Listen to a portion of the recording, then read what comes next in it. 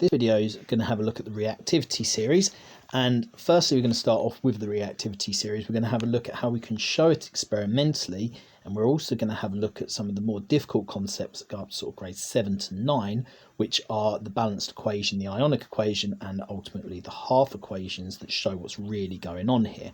So this is quite a difficult concept at the higher end, but it can sort of be used at the grade 3, 4, 5 sort of end as well. So we start off with a reactivity series. Now, if you can remember this, brilliant. This is just sort of an acronym to remember it. It's quite tricky to actually remember this order, but there are some general rules that help you. So the two really important bits here are the hydrogen and the carbon. They're non-metals, so they're not actually really part of the reactivity series, but they're used almost like benchmarks to judge the others by. So anything below hydrogen is often found by itself in nature. It just needs sort of the dirt washing off, maybe a weak acid just to clean it and purify it a little bit. But these are your precious metals generally. Copper, funnily enough, was more highly prized by the Romans than gold and silver. So these were generally used in jewelry, and the reason they're used in jewelry is because they're unreactive, so they tend not to tarnish. Above hydrogen, we have things that must be removed using heat and carbon, so a little bit of charcoal. So those will be extracted via that method. It requires a lot more energy to do that, so you have to make it the higher up you go, the hotter you have to get it in order to extract it from its ore. The only ones that are really important here are the zinc and the iron. So these are the two that tend to get tested the most. The zinc is more reactive than the iron. That's important to remember, because especially in the triple, because we galvanize nails with zinc. We also put zinc on the bottom of metal boats as a sacrificial metal, because they'll oxidize before the iron, and that prevents the boat from rusting. So this is sort of one of the pairings you need to be aware of. And then you get your group 1, 2, and 3 metals above carbon. Those are too reactive to be extracted using heat, and we'll look more at ores in another video. But essentially, these need electrolysis to be extracted, because the oxygen or any impurities that are attached won't go down the reactivity series to the carbon.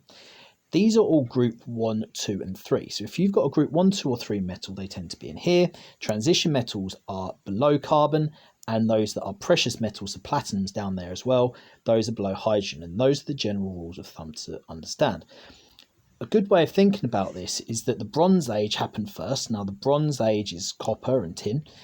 The Iron Age comes after that, when we get hot enough temperatures to extract oxygen, and the Space Age, which is based mostly on aluminium, comes when we discover electricity and we start being able to use it to extract aluminium. So the Space Age would happen here. So if you think about the order of discovery, actually they get more reactive as we get closer to the modern day. So how can we prove this? Well, if I take 4 metals here that are all in reactivity series, magnesium's above carbon, copper's below hydrogen, and zinc and iron are those two that I said you need to know the right order for. Now, if I mix together 2 identical metals, so magnesium sulfate, so you basically have a solution, a magnesium sulfate solution, and a bit of magnesium metals, they're not going to react. The zinc and zinc sulfate aren't going to react, iron and iron sulfate, and copper sulfate aren't going to react, because they wouldn't react with themselves. But if you have a look at the magnesium's a silver colour normally. However, when you put it in the other 3 solutions, it goes black. Now, the reason that's happening is because the magnesium is more reactive than the metal that's with the sulfate. So it takes the place of the sulfate, it displaces it. So the more reactive a metal is, the more easily it's going to displace the metal below it. Copper, on the other hand, the one that's lower on the reactivity series, the colour doesn't change. It stays that sort of browny colour that copper tends to stay. Now, this one here looks a little bit more yellow, but that's because iron sulfate has a yellowy colour, so that's just sort of adding to the colour. Iron will change colour with the copper, and the zinc will change colour with the iron and the copper as well, but they won't change up here. So that's how you would show it experimentally. Now let's have a look at that from a chemical reaction point of view. What you're seeing here with the magnesium and the copper sulfate, which is this one down here, which would be our fastest reaction, because they're further apart in the reactivity series, is the magnesium, which is a solid, the copper sulfate, which is a solution, turn into magnesium sulfate, a solution, and copper, a solid. So that's what you would see. But that's not necessarily what's going on, because what it looks like is the magnesium's more reactive, so the sulfate gets attracted to the magnesium because the magnesium takes the place of the copper. And that's quite a lot, so feel free to pause this and sort of try and process some of this. However, it's not really what's going on. So we can turn this into an ionic equation, and the different solution, the ones in solution are actually separate. So you've got copper ions with a 2+ charge and sulfate ions with a 2- charge on the left. On the right, the two that are in solution are a 2+ charge on the magnesium and a 2- charge on the sulfate. However, what you'll notice is the sulfate doesn't change. The magnesium goes from 0 to 2+, the copper goes from 2+ to 0. Sulfate stays 2- and 2-. So we can actually remove those. They're just spectator ions. And to understand what that means, I'd watch the video that I've done on ionic equations and half equations. I can remove those and I get an ionic equation, which would be this.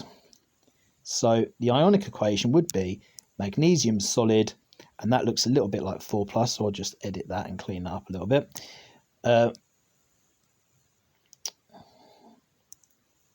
Plus, so magnesium as a solid plus copper 2+ gives you magnesium 2+ and copper as a solid, and these two are both in solution, so you'd put an AQ next to them.